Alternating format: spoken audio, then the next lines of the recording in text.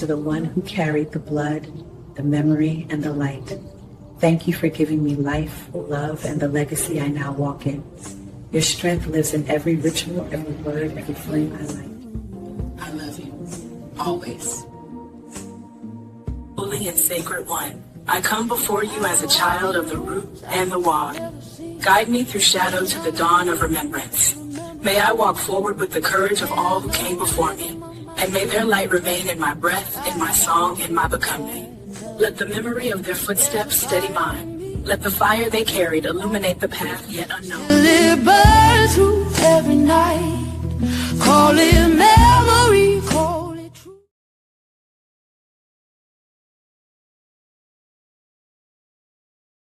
Every step I reclaim breaks a chain I never named, and somewhere back in history.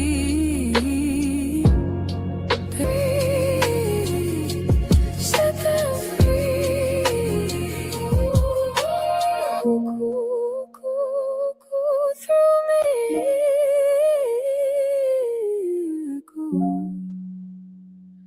Set them free. I am the prayer they couldn't speak. Now they echo through me.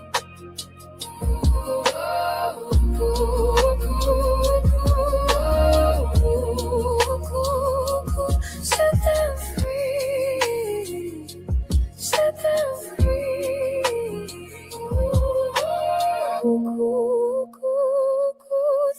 me.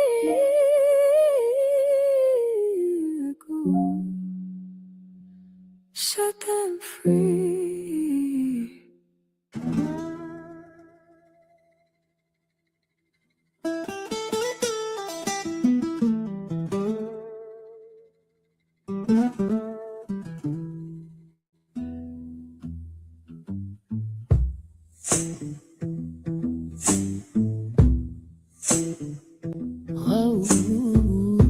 This map shows the forced migration of enslaved people to Tampa, Florida, around 1850. Many were brought to Pacific House from Virginia, trade, the Carolinas,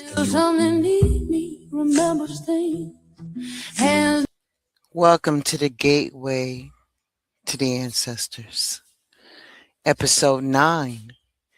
We are in Tampa, circa 1850.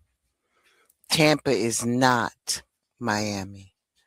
The energy is different, the purpose is different, and the ancestors are coming through different here. This is where things start to take form. So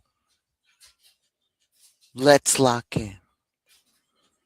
Father God, Mother God, all that is in you is in us. We thank you for the past. We thank you for the present. We thank you for the future. We thank you and bless our bloodline as we step into this next destination. We ask for protection from the top of our head to the bottom of our feet, from one side to the next. Ashe, Ashe, Ashe. Welcome back to the Gateway of the Ancestors. And now we moved, we changed locations, and we changed the energy. But I need you to really lock in. Don't just sit back. I need you to see it, feel it, picture it, because this is not the edge like Miami was. This is before that. This is Tampa circa 1850. And I need you to hold that in your spirit, because this is not the final decision point. This is where it's building up to it. This is the Gulf side movement where things are starting to form. Land, water, and people are beginning to organize in a way that creates opportunity, but also creates pressure. Now look around.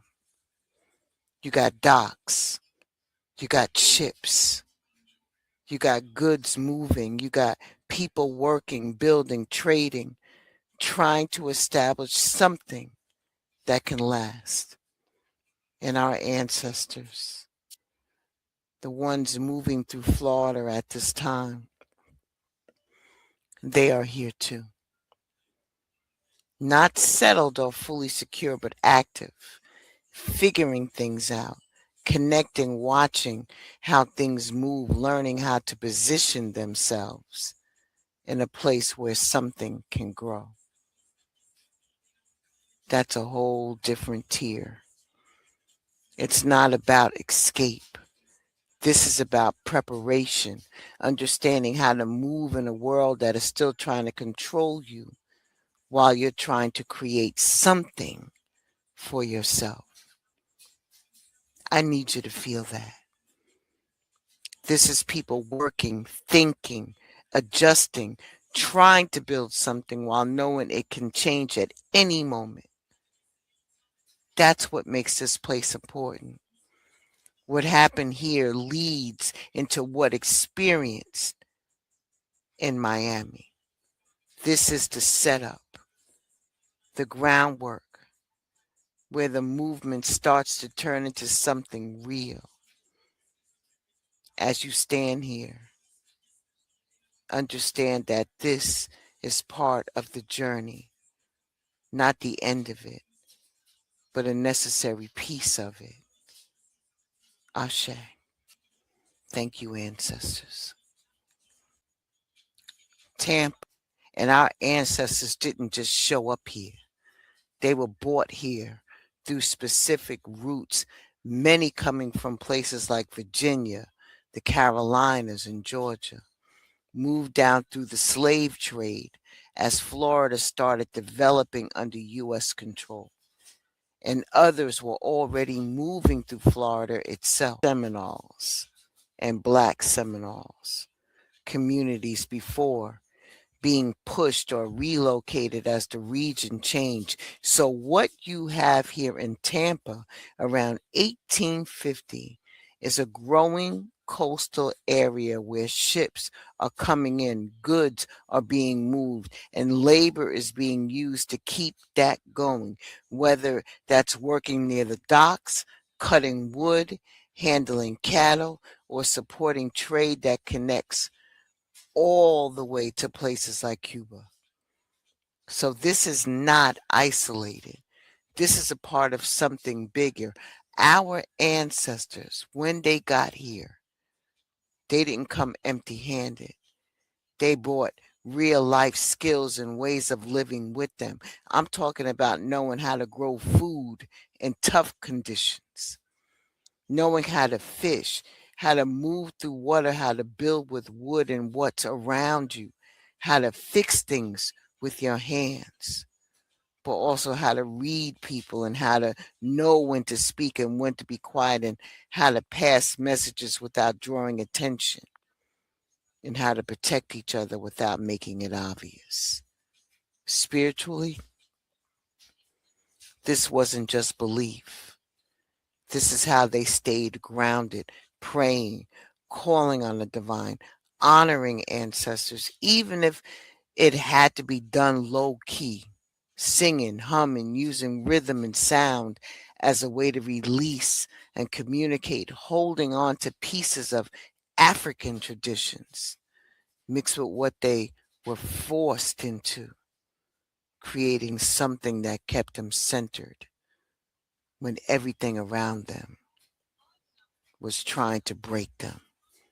Culturally, that shows up in how they cooked, how they spoke, how they moved together, and how they made something out of nothing and still found a way to laugh, connect, to feel human in a situation that was designed to strip that away.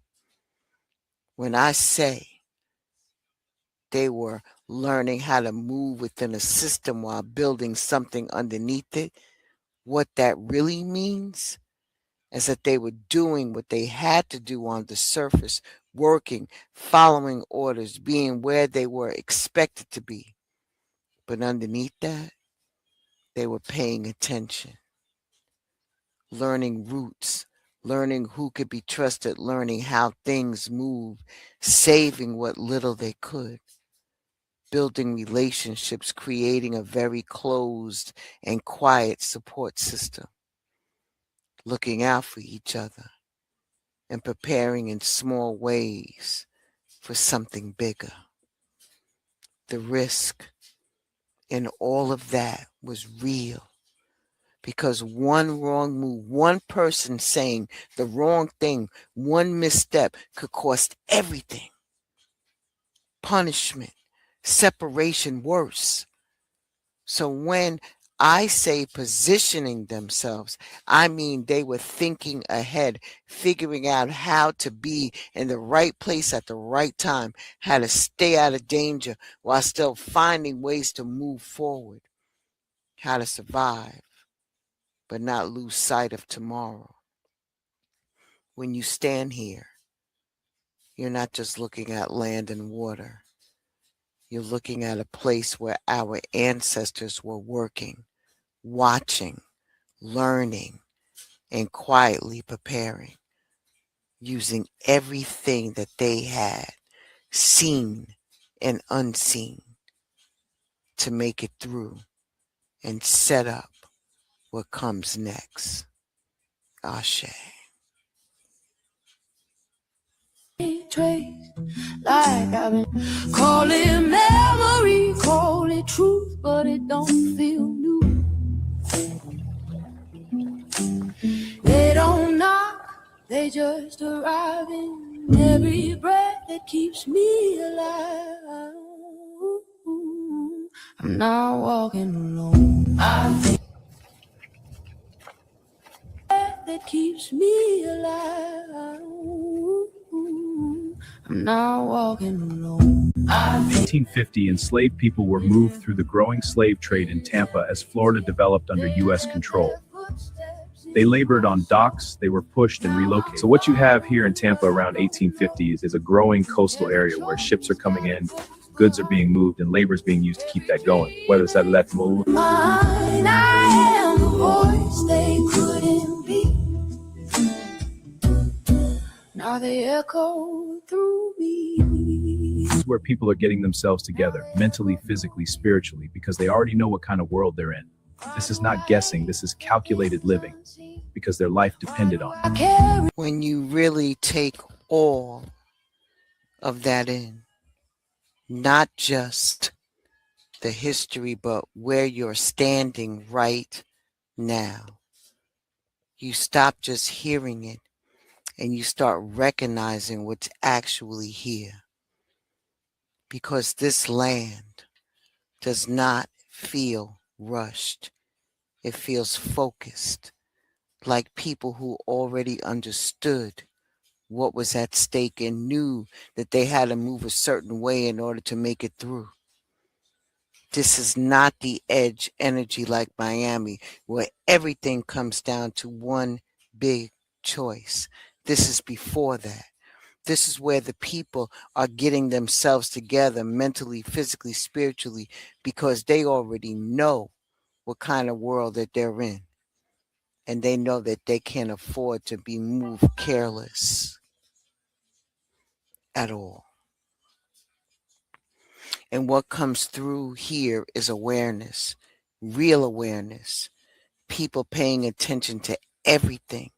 Who's watching? Who's talking?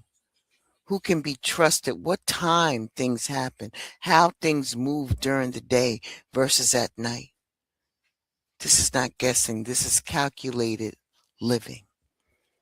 People who had to learn how to read their environment the same way you read a room.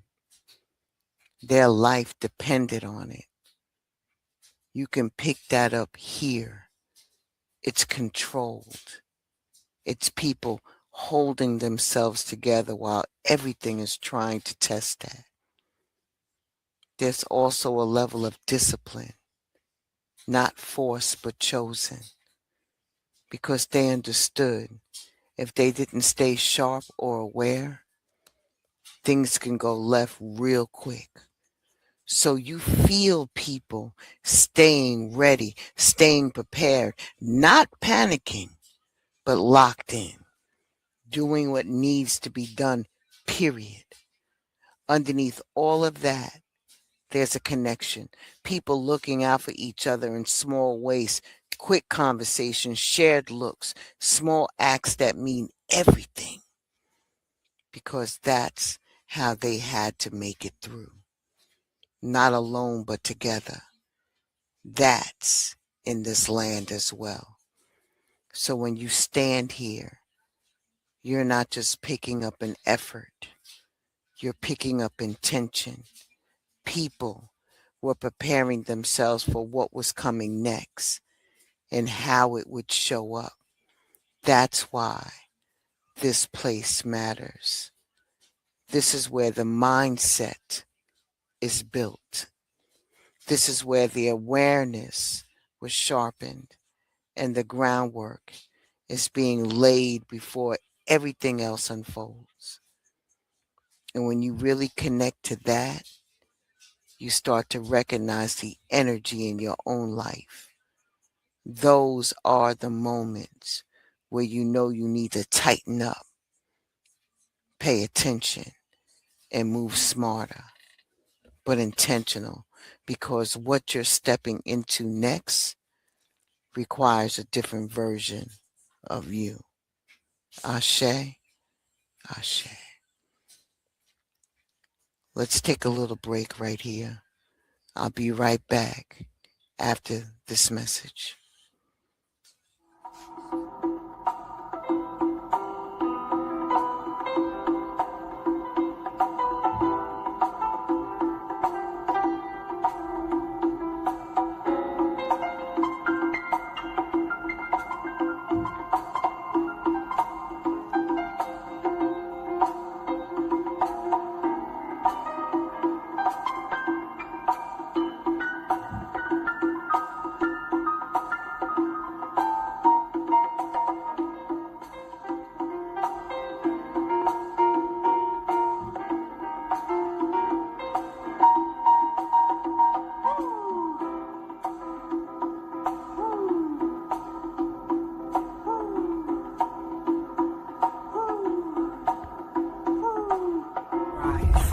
We are daughters of sun and stone.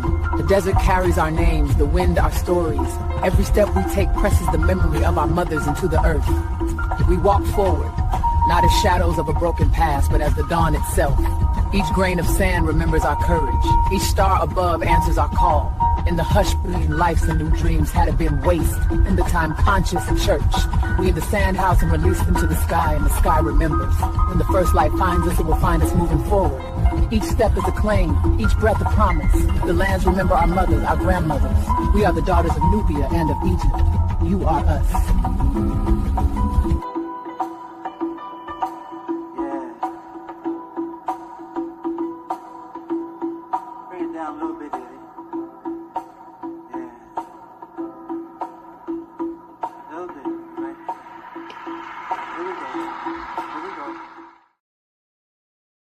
Cycle spinning like deja vu, living a story. Welcome to my oracle room. Let me tell you a story. The reader tapped into the ancestors of Tampa 1850 and they responded. We asked the ancestors, the ones who were here, who lived this, what they had to learn quickly in order to survive and function in this place. And what comes through what they had to learn here wasn't just how to mold themselves and how to trust their intuition while navigating a system that wasn't testing them. And that right there is what shaped their daily lives. Fear was not just about what was ahead. It was about stepping into momentum, visibility, and trusting that they had the strength to finish what they had started. And that is what this Leslie gets to show. Ancestors are not just energy floating around. They lived, worked, thought, felt, made decisions. Some were never asked them, what was that like for you? Or how did you figure that out? Or what did you have to become just to make it through? The fact that you are not separate from this. We're up to the point now where I stepped in and asked the ancestors of 1850 in that location a few questions that I had and I would suspect the collective had.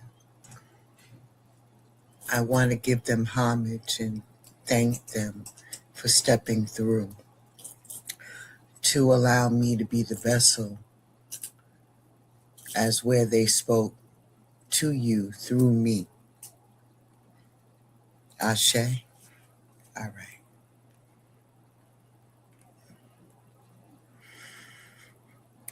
The first question. What did our ancestors have to learn quickly in order to survive and function in this place?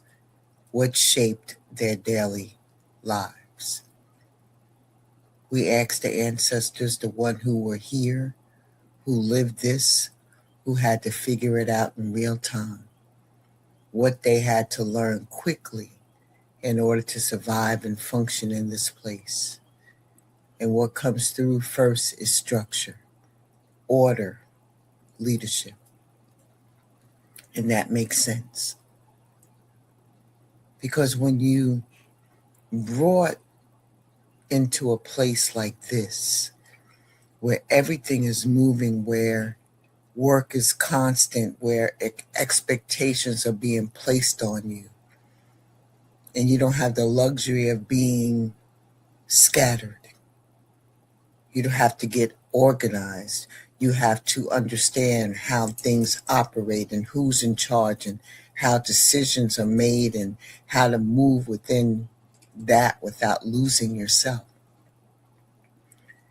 This is people learning how to think clearly, how to observe, how to make decisions, not just off emotions, but off of awareness and what will actually keep them steady and moving forward.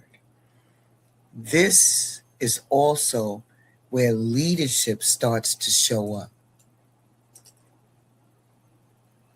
in the way that people took responsibility, how they guide others, and how they create some kind of foundation in a place that was never designed for them to feel secure. And then right behind that comes power, real power, mental, emotional, spiritual. And what they are showing is that everything they were dealing with required strength on all levels.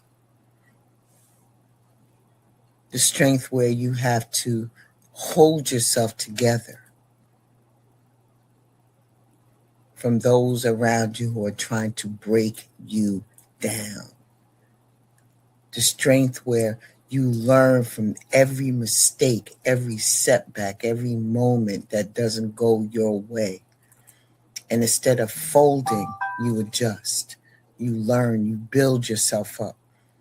This is resilience. But deeper than that, this is understanding that even in a controlled environment, there is still something within you that cannot be taken unless you give it up. And they are reminding you that they tapped into that constantly in order to make it through.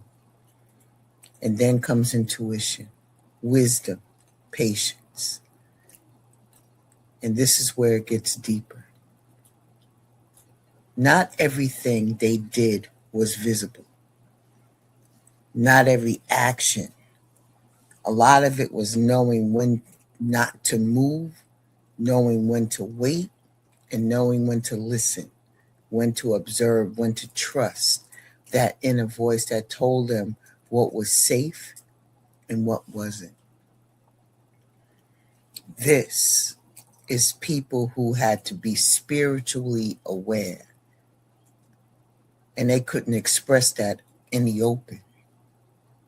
They had to rely on that internal compass to guide them through situations where logic alone was not enough. Patience was not weakness. It was strategy. Understanding that every move didn't need to be rushed. That sometimes clarity comes from stillness, from paying attention, from trusting what you feel before you act. So when you put all of that together, what they had to learn here wasn't just how to work. It was how to think, how to conduct themselves or hold themselves down, how to lead quietly, and how to stay strong internally, how to trust their intuition while navigating a system that was constantly testing them. And that right there is what shaped their daily lives in this place. Ashe. The next question. What emotional or spiritual energy is still sitting in this land? We ask the ancestors, what emotional or spiritual energy is found? That's powerful. This confirms exactly what this place was about. This was not just movement for the sake of movement. There were people trying to create something real that could last, that could support them, not just in the moment, but moving forward. This is about building, about using what you have, learning from what came before you, and applying it in a way that gives you stability, even though you know it wasn't even fully guaranteed yet. What they are showing is that the energy here is not careless. It's intentional. It's people making decisions based on what will hold up over time, not just what feels good right now. There's also a reminder in this energy that what's around you materially, what you have access to and what you're building, it can either support you or work against you depending on how you handle it. That's real. Just having something doesn't mean you know how to keep it. Just being in a position doesn't mean you understand how to move in it. So this right here carries that lesson, that awareness that you have to be mindful of how you build, how you manage, and how you respond to what's in front of you. Because that determines whether it grows or falls apart. And then right behind that comes triumph with the 7 energy, that spiritual push forward. And this is where you feel that forward movement, not rushed, but directed, like something within is guiding you to keep going, to stay focused, to not lose sight of where you're headed through difficulty. This is people who had to stay locked in on an outcome that couldn't be seen yet, but they believed in it enough to keep moving toward it. And that takes discipline, vision, the ability to stay even when life is trying to pull you in different directions. And there was a shared knowledge where people leaning on each other in ways that may have been not as obvious, but necessary. So when you feel this land, what you're picking up on is not just effort. You're picking up on direction, on people who are actually actively building and actively moving towards something greater while navigating everything that was placed in front of them. Question number 3.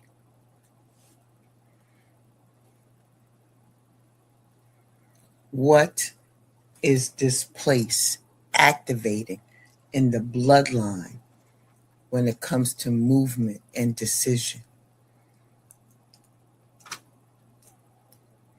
And what comes through first is destiny. And that's a heavy hitter. Because what they are showing is that this is not by accident. This is not that. This is a cycle coming full circle. What was planted before, what was endured before, built in moments like this, is now coming back around. And not in a negative way, but in a way that opens doors, that brings opportunity, that creates movement, where things may have once felt stuck. This energy of alignment, where things start to fall into place because it's time. What they're saying is you have to be ready to receive it. You have to believe it, that you are worthy of what is coming. If you're still holding on to old patterns or doubts or limitations, you will block what is already trying to reach you. This is a moment where problems start turning into solutions, where things that once felt impossible start becoming possible. But you have to meet it. You have to step into it. You have to take responsibility for your actions and move with intention. And then comes obstacles and challenges and power struggles. Even though you may be aligned, and when things are opening up, it doesn't mean that there will be no resistance. There will be moments that test you, that push you, that make you question what you're doing. And what the ancestors are saying is don't get stuck there. Don't fall into the mindset of why is this happening to me? Instead, ask yourself, what is it teaching me? And how can I adjust? How can I move smarter? Because every challenge is showing you something. And if you can learn from it, it becomes part of your strength instead of something that holds you back. And then that covers that part of it. And they wanted you to know about awareness. That new beginnings energy. A reminder that everything you need is already within you. The wisdom, the intuition, the creativity, strength, courage, all is there.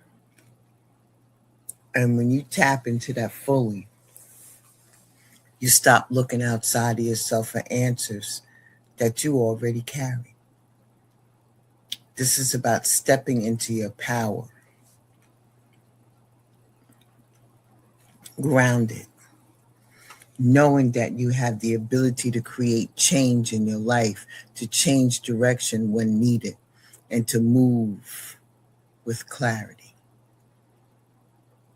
And then the universe itself steps in with the completion, that triumph, that fulfillment, the three energy, that divine backing. And what they are showing is that you have come further than you realize. That the journey that you've been on has already prepared you for what's next. Now it's time to acknowledge that, to recognize your growth, and to see yourself clearly. Not from a place of lack, but from a place of understanding who you are and what you bring. This is the reminder that you are connected to something bigger than the same energy that moved through your ancestors, that carried them through places like this. Is still within you, guiding you, pushing you forward. And when you really understand that, you stop doubting your path, second guessing your direction, and start moving with confidence, knowing that you are supported in ways you may not always see but are always there. So now, this place is activating in the bloodline. It's not just movement, it's alignment, it's awareness, it's understanding that even with challenges, even with resistance, you are still being guided towards something that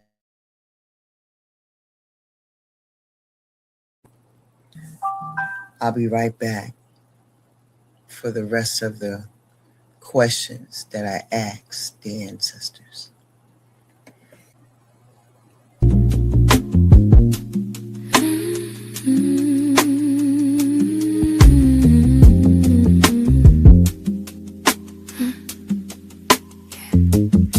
I start on left their feet and with sand. Ocean knows my name before I ever speak back. Salt in the skin, wind in my hair. Standing where water meets sky, I'm aware. I look up once, heaven responds. White light moves through, truth carries on.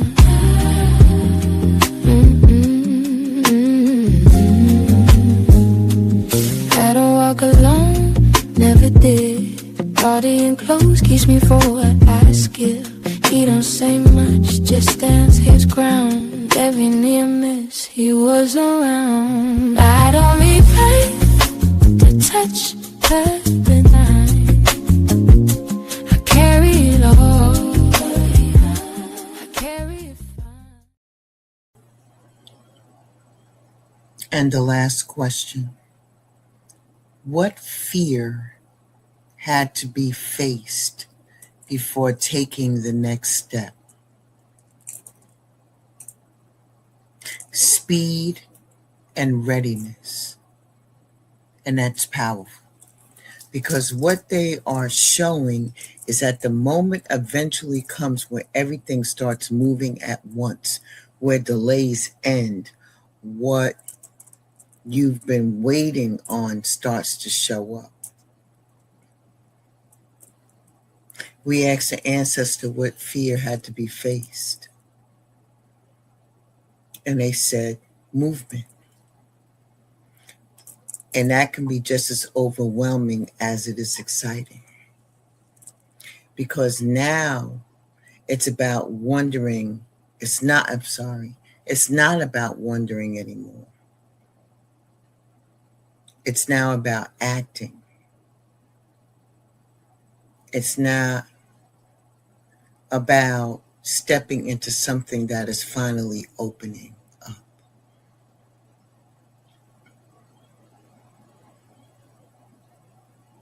And the fear in that is real. Because once things start moving, you can't hide behind hesitation anymore. You can't act anymore. And what they are saying is the conditions were there. The timing was there. The opportunity was there. But they still had to trust it. They had to allow themselves to be carried forward instead of resisting it. And that takes a different kind of courage. Because sometimes fear doesn't come from things going wrong. Sometimes it comes from things finally going right. And you're not fully trusting it yet. And then comes voice, clarity, and leadership. Because part of the fear is also being seen, being heard, stepping into a position where you're no longer silent, where you have something to say and people are paying attention. Our ancestors had to find their voice in ways that were strategic, measured, and that allowed them to stand for something without putting themselves in unnecessary danger. This is about speaking when it matters, standing on truth and trusting that what you carry has value. And then comes endurance, completion, and inner strength. By the time they reach this point, they already have been through so much. And the real fear becomes, do I have enough left in me to keep going? Can I push through this last stretch? Can I hold on just a little bit longer? And the answers are showing is that they did. They have built that strength over time through everything that they have faced, through every challenge, through every moment that required them to stand up again. So when you put all of that together, the fear was not just about what was ahead, it was about stepping into momentum and stepping into visibility and trusting that they had the strength to finish what they had started. And that is what this place is showing. That moment where everything begins to move. And you have to decide if you're ready to move with it. Ashe. About stepping into momentum, visibility, and trusting that they had the strength to finish what they had started. And that is what this Leslie Gates is showing. Sisters are not just energy floating around. They lived, worked, thought, felt, made decisions. Some were never asked them, what was that like for you? Or how did you figure that out? Or what did you have to become just to make it through? The fact that you are not separate from this. They had to figure things out with less time, freedom, mistakes, and found a way to build, think, and now you're here with more. Are you listening, paying attention, or are you waiting for perfection? They still moved, and that same energy exists in you.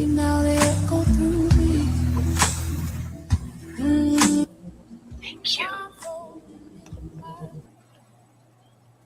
Now let's really talk about it. And I mean really sit with it, because what just happened was not regular. And I need you to understand the weight of what that was without me over explaining it, because as I was asking those questions, I can feel them coming in. Not rushed. I wasn't overwhelmed, but present, like people stepping into a room slowly trying to understand where they are and who called them. And there was a moment, I'm telling you, where it felt like they were looking not just at me, but through me, like, who is on the other side of this? And that right there lets you know something.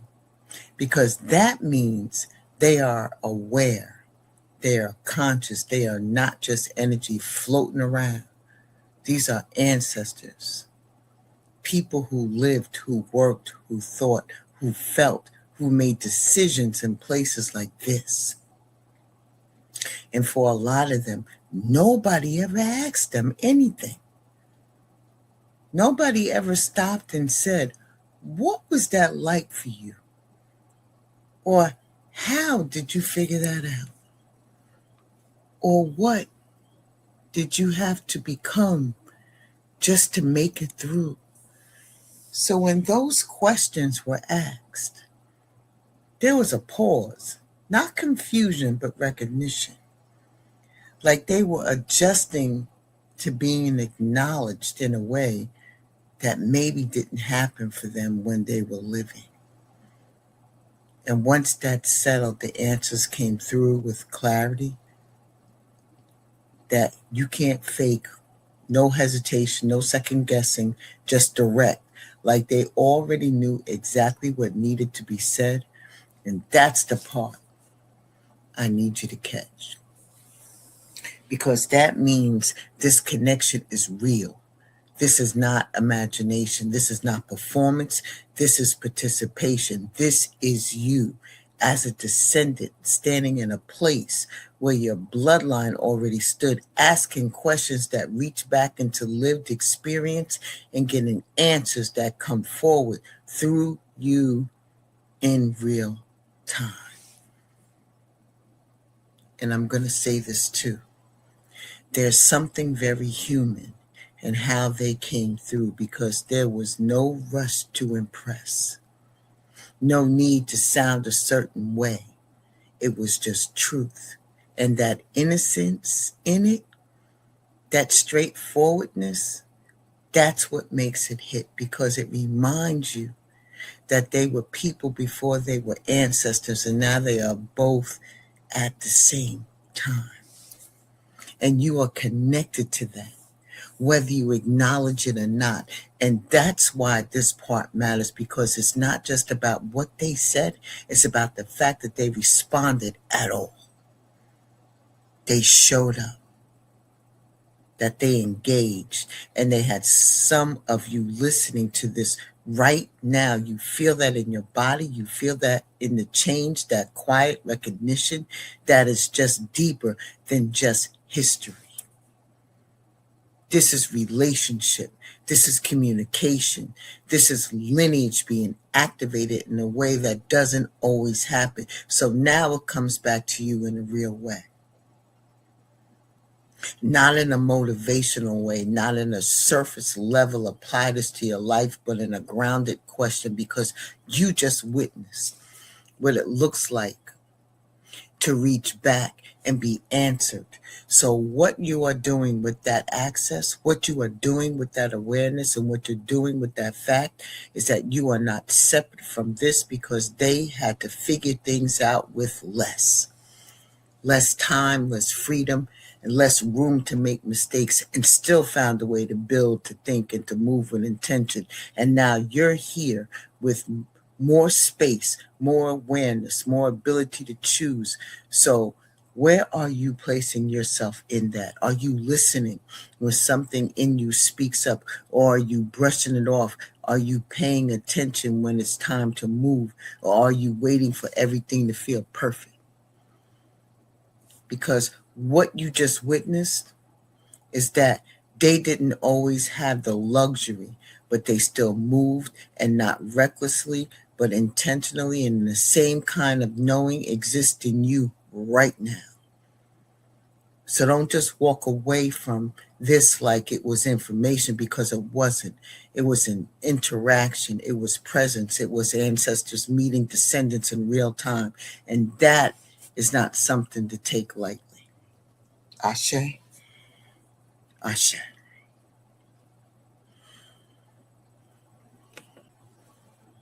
Before we leave this place, we allowed the ancestors to choose what needed to be said, not everything, just what mattered most. And the first thing we asked them was, what strength did they develop here that is still living in us right now? And what comes through is emotional awareness, connection, and intuition. And that's deep, because that's not surface strength. That's heart-centered strength.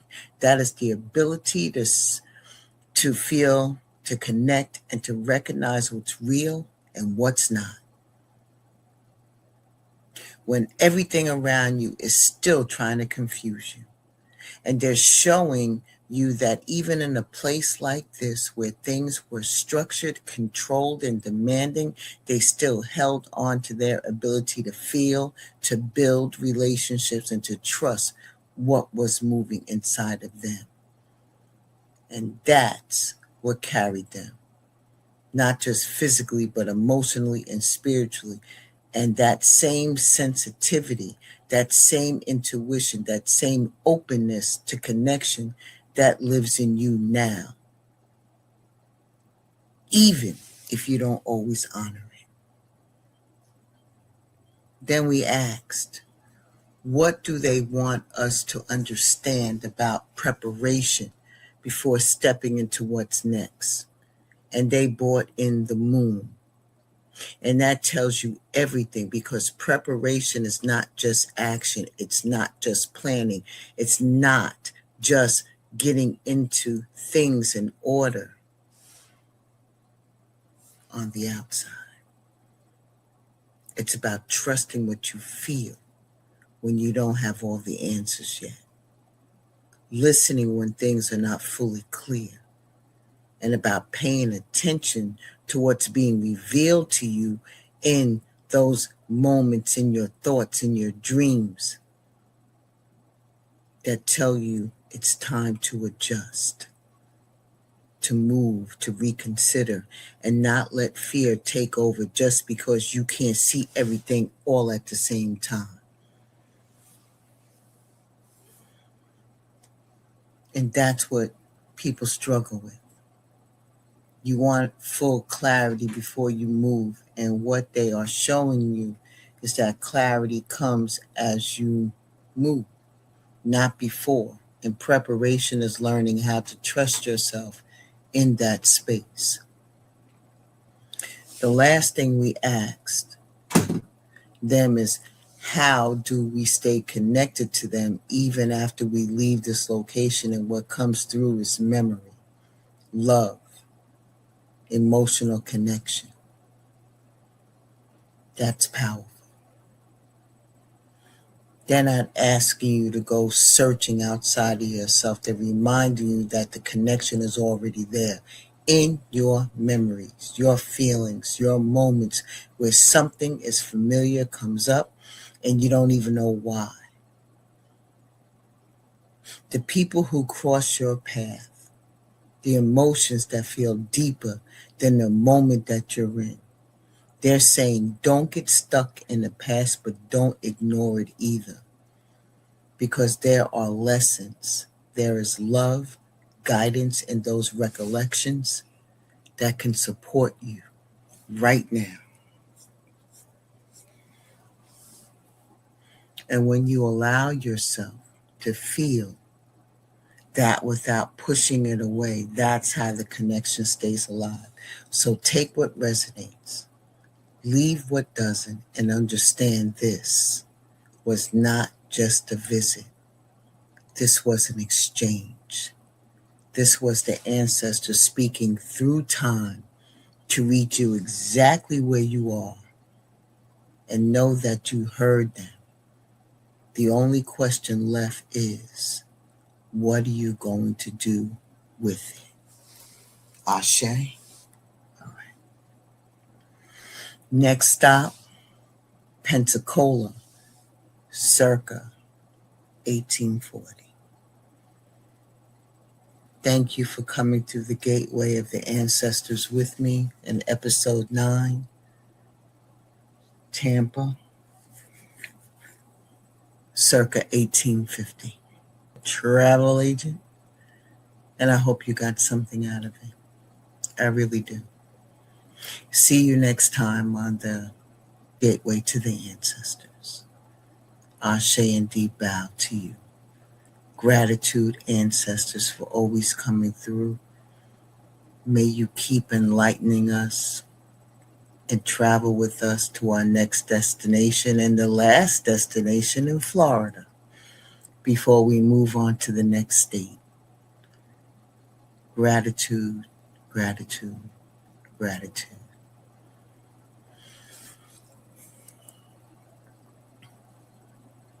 I'm not walking alone. I carry their name in every loss and every gain. They planted seeds I didn't see.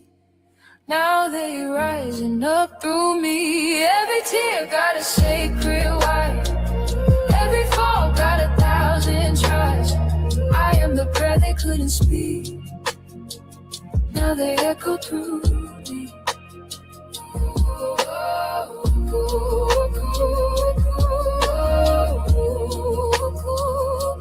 Set them free. Set them free. Through me.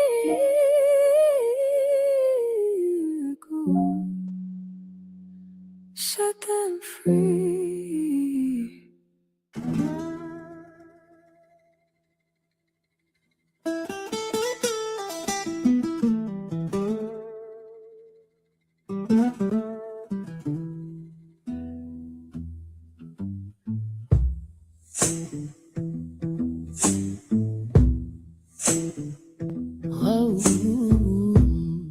the cows from Virginia, trade, the Carolinas, and Georgia. This map shows the forced migration of enslaved people to Tampa, Florida, around 1850. Something need me, remembers things. Hands no rhythm, my mind can't trace. Like I've been shaped by another place. There's a fire in me I didn't light. Still it burns through every night. Call it memory, call it truth, but it don't feel new. They don't knock, they just arrive in every breath that keeps me alive. I'm not walking alone. In 1850, enslaved people were moved through the growing slave trade in Tampa as Florida developed under U.S. control.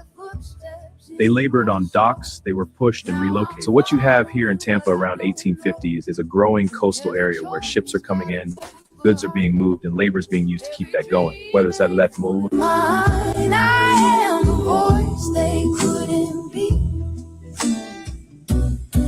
Now they echo through me.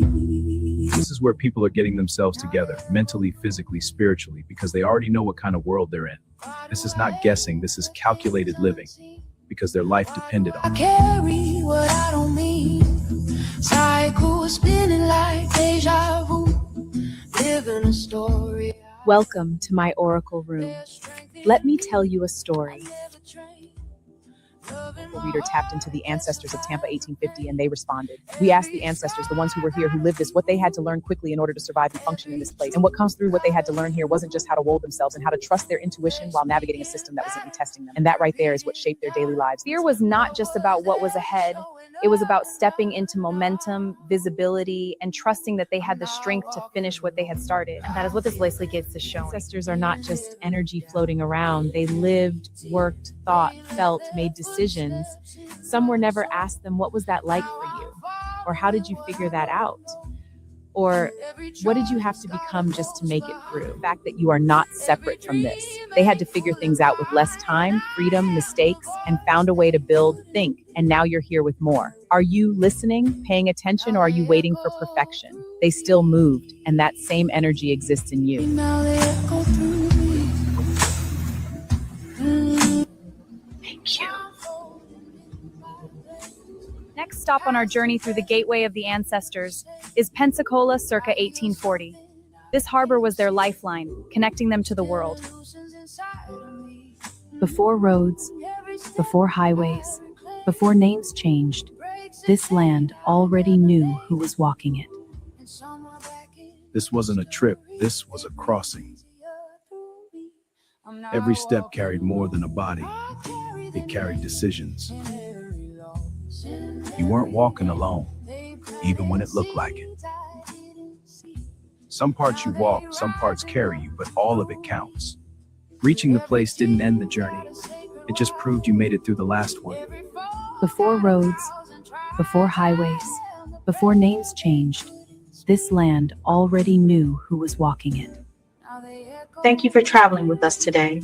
Until next time, I am your spiritual travel guide, Blended Healing. Rest well and have a good night. Ashe.